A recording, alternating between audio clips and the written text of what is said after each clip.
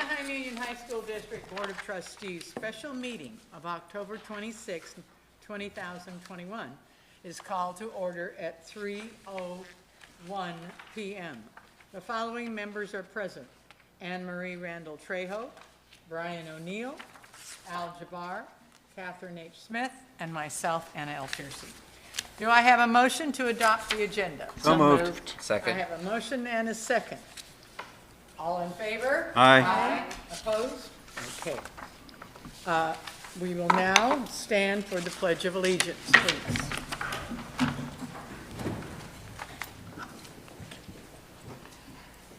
Hands over your hearts and loudly, I pledge allegiance to the flag of the United States of America and to the republic for which it stands, one nation, under God, indivisible, with liberty and justice for all.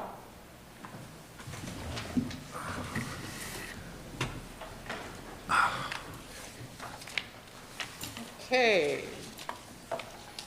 Public comments, open session item.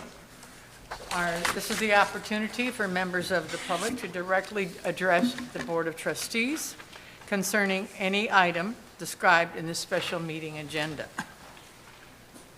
I'm going to shorten this. Do I have any public comments? Seeing none, we will move on to items of business, item 5. And this is the Agreement LPA Inc. District-wide Facilities Master Plan Services. And I defer this to Patty Neely. Good afternoon, Board of Trustees, Cabinet, Superintendent Matsuda, members of the public. First of all, I want to start by thanking the board for allowing us, or actually having this special board meeting today. I know that it's something that, I don't want to use the word rushing, but we're expediting this whole process of starting the update of our new master plan. And in advance, we just thank you for your support. I'm just going to make just a quick overview. We have a staff, Dr. Neen and myself. We have interviewed 2 firms, architectural firms, typically the firms that would take on a task like this of updating a master plan. And we have visited with them, interviewed them, and we have received proposals. Once we reviewed all the proposals, we were able to now come up with a recommendation to the board. And we have LPA here, Jim Kissel, principal at LPA, visiting here present to kind of describe what our process is going to be like. So we had a couple during the negotiations. We had several calls with Jim, and LPA has a very good understanding of what we're looking for. I also want to mention that LPA was the firm that prepared our master plan in 2013. It's almost exactly to the date. We came to the board for recommending LPA to prepare our 2013 master plan. It was adopted I believe it was May or June of 2014. It was a 7-month-long process that we had with almost about 100 meetings with stakeholders, schools, staff, ed division, maintenance and operations. And like I said, it culminated in I believe it was May, with the adoption of the master plan, and this was prepared prior to the board putting the ballot Measure H, what ended up being Measure H, on the ballot in August. So it is recommended that 7 years later, we really feel the need to update the master plan. There have been many changes that within our, the initiatives here within the district, new programs. We need to make sure that our master plan is still current and responding to the educational needs. And also taking a good look at our facilities. We have done a lot, accomplished a lot with Measure H funds and other funds. And there's a lot of things that are coming off the list. But you know that when we went to when we adopted the master plan in 2014, we recognized that there were many needs, almost $1.3 billion worth of needs. And even though we have done a lot of work, the needs are still there, and there's still a lot of funding that will be needed for this. So, but like I said, it's a good time for us to really take a look at our facilities, at our programs, and make sure that everything is lining up. In addition to the typical master plan that we have, that we will be putting together, there's other tasks that we're requesting LPA to prepare for us. We are looking at our CT programs. It's very robust here at the district, and especially this district being a high school district. We want to make sure that we take a good look at what's coming up in the future, make sure that all our facilities currently, our CT programs are properly housed, and also looking at what's coming in the future. So we want to create the master plan, working with our Ed division. So we will be preparing the master plan and implementing the CT master plan. The other task is taking a good look at our Title IX to see for compliance. So that will also become a part of the master plan and how we're going to implement that as well. And the other big one is our road to zero net, which is all related to energy. And this is in response to the state mandate. We have some milestones that we need to start paying attention, and this is the perfect opportunity for us with a firm like LPA to really help us create that roadmap. So one of the first milestones approaching soon, 2030. There's another one in 2040, and then 2045.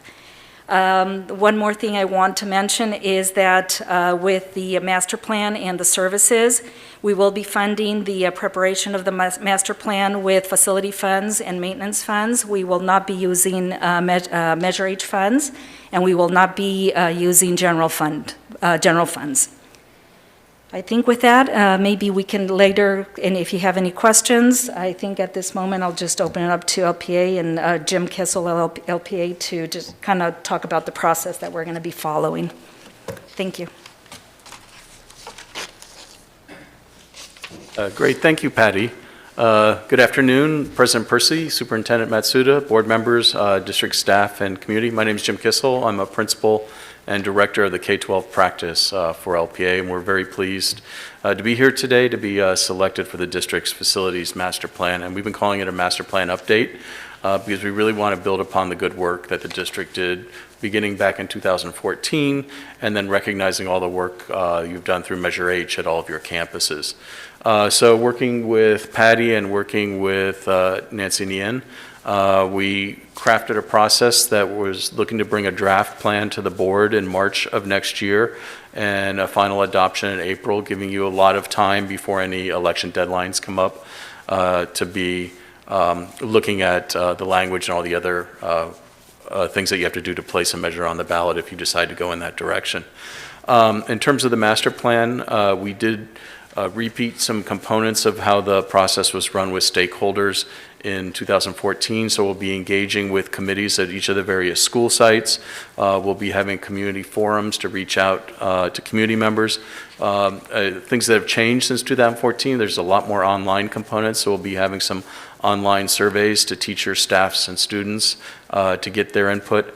And every single group that we interact with, you'll see at the back of the packet that we handed out. It's not really a presentation or intended as such, but you'll see some cost estimates and then charts with dots on them. And basically, as Patty said, we know in a master plan the needs are very often greater than your ability to fund in any one improvement cycle. And so we want to make sure that we give the board all the data points to make an informed decision regarding what projects are the highest priorities. So every single stakeholder group that we interact with will be collecting what what, in their perspective, is the highest priority, whether it's at their school site, whether it is an educational program group that we're interacting, or whether it's a community group. And we'll bring all those data points to the board and basically look at that total need, and we can work with you to run scenarios to hone that project list to align with the dollars that you could have available to implement the program. Because I think we want to be really clear that the master plan is a roadmap that is that next phase of work that you want to do at your campuses, and it really is a chance to communicate your vision and your need out to the community at large. So there's just some samples of some of those documents within the packet that we handed you today. The other difference from the 2014 plan is we may not end up with a binder as we did in 2014. That's a very static document and represents a point in time. What we're proposing here is we actually have a master plan website. All those same documents will be on that website in PDF format, so that as your plan evolves over time, you don't have to find all the binders, bring them back, fix something, and then redistribute them. You can just simply pull down that page or that PDF off the website, and your master plan has been updated. And even the website has opportunities for unlocking future elements that, as you move into implementation, to communicate the good work that you're doing in terms of the projects to the community. So it really can become kind of that one-stop shop for communities to learn about what you're doing with your facilities program. So that's a little different from last time. We aren't really printing binders anymore. I think we're trying to be more green, but also more flexible in terms of how easy it is to update your master plan as it evolves over time. And so with that, any questions that you might have for me in terms of the process, or things you want to make sure that we address as we move forward into the master plan? Because we'll be starting next week on the schedule that we're on. It is an aggressive schedule, so we'll be moving very quickly. Okay, do I need to have the motion? I forgot to do that. Okay. So moved. Second. So I have a motion and a second. All in favor? Okay. I mean, Discussion. it's just discussion. I'm really blowing it today. Okay. It's only Tuesday. Okay, questions? I know there's got to be some here. I just wanted to just ask, are we going to really have an extensive 7-month process like we did before? Yes? Okay. 6 months.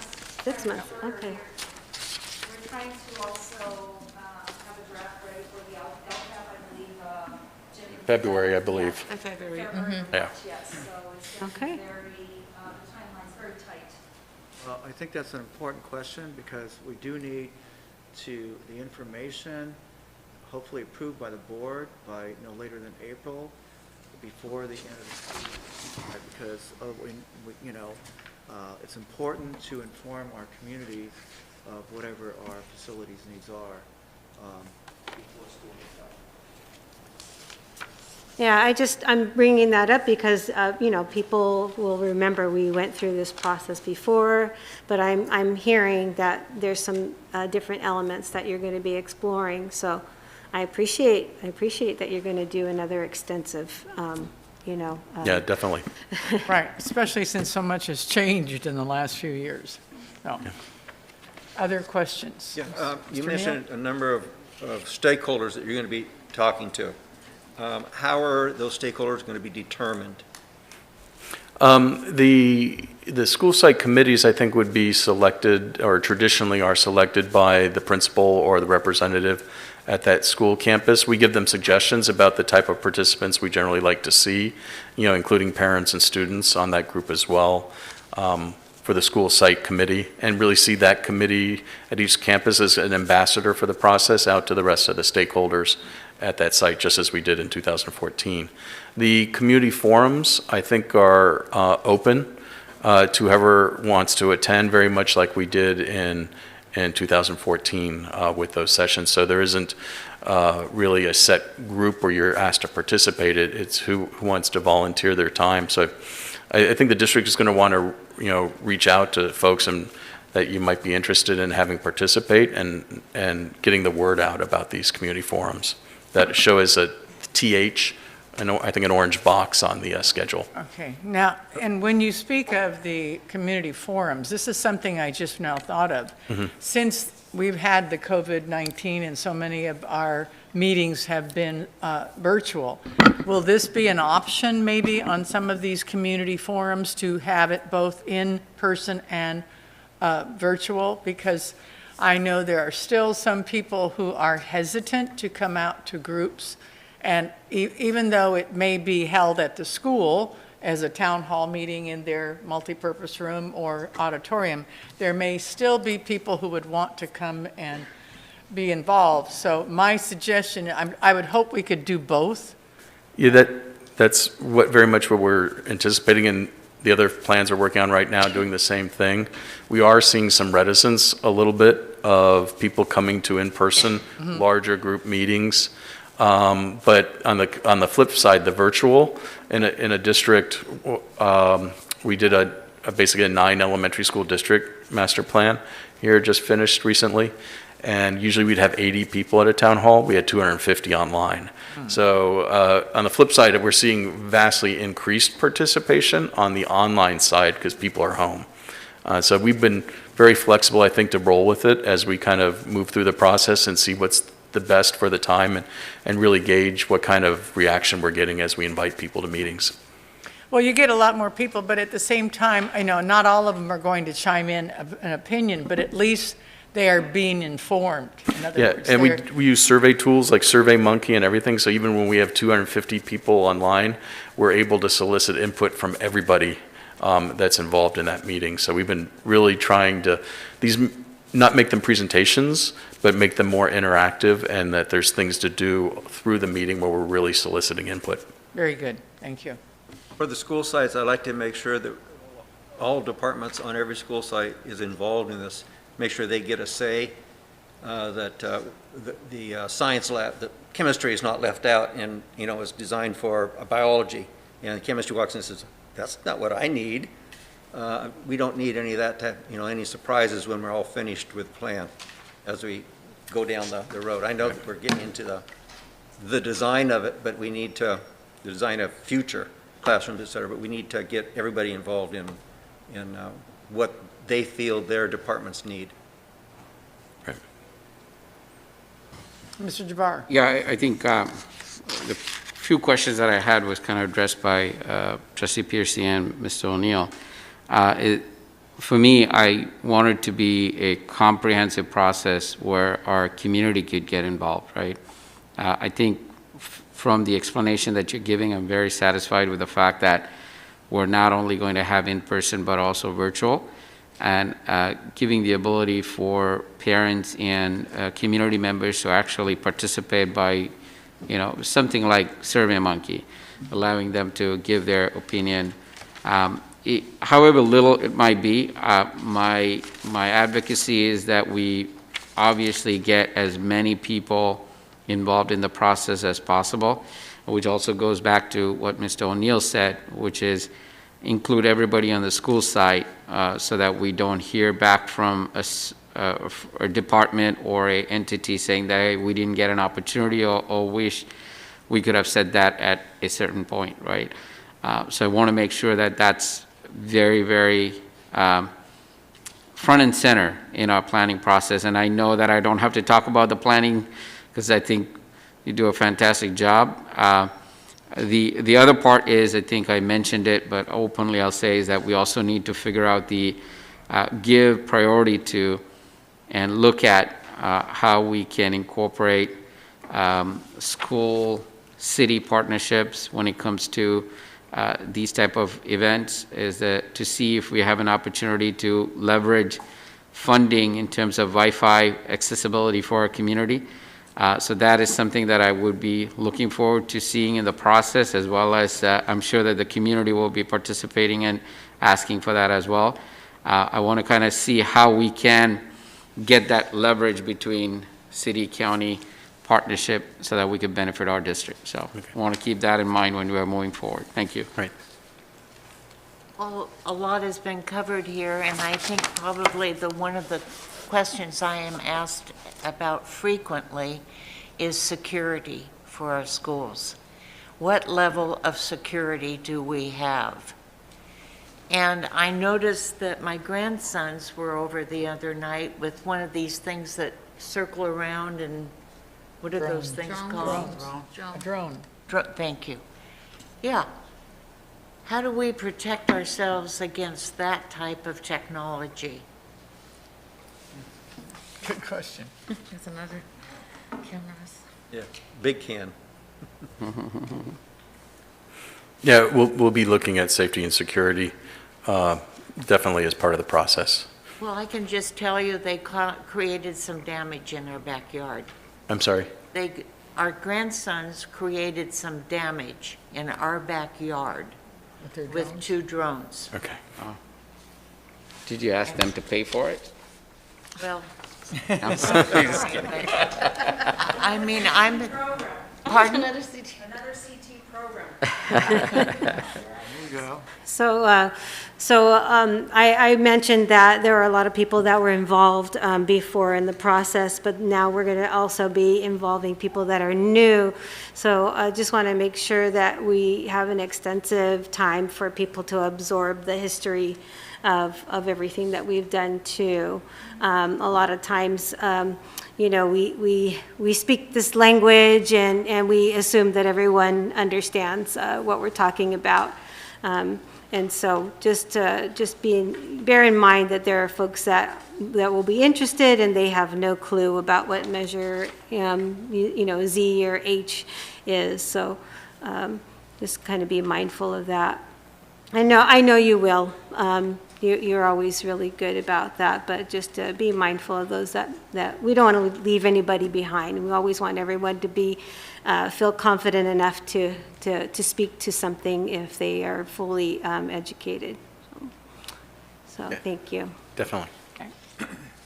Any other questions? Yeah, just, Mr. O'Neill? On page, without my glasses, 13, sample funding analysis. How did you come up with this bond scenario of a $248 million? That was a sample district. That was their bonding amount that they were going for in their election. And the important thing to note on that page is there's something that we did there with the board, which was basically what we call a thermometer exercise. So we have all the different scopes of work on basically Velcro. And we work with the board and work with all the different scenarios we heard from the different stakeholder groups to run a scenario that basically fills that thermometer with what you think are the most important projects that align with the funding that you could have. One thing that was very important that I wanted to note within that is that our costs in the master plan are they'll be in 2022 dollars, meaning we aren't applying escalation because we don't know exactly what project's going to go when and who's going to go first and those kind of things.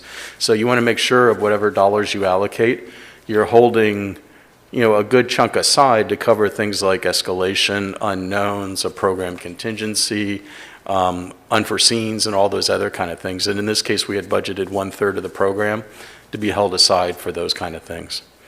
So we want to make sure when we're going to the voters, a little bit like Disneyland when you get in line for a ride, it says 45 minutes, but only takes 30 because they want to, was it under promise and over deliver? So. Yes, I think that's a good point. The prioritization is going to be really important that everybody understands the process in terms of managing expectations because we're going to have needs probably in excess of $1 billion and not everybody's going to get everything that they want. So I think that, Jim, that needs to be front-loaded in these town halls that, yes, we're listening, this is about listening to our people, but, we don't know what, and even if the board goes for a bond, but we don't know what that amount would be, it's unlikely that we'll be able to get everything for everybody.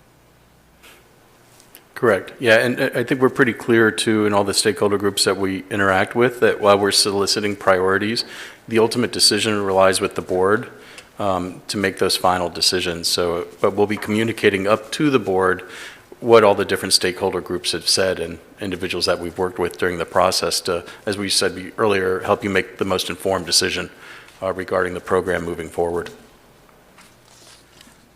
Okay. Any other questions, comments? All for the question? Okay, call for the question. Is this, no, it's not a roll call. All in favor? Aye. Opposed? Seeing no opposition, motion passes. Thank you. You're hired. Yeah. Thank you very much. Okay, that is our major item. Therefore, we go to number 6. Do I have a So motion moved. for adjournment? Second.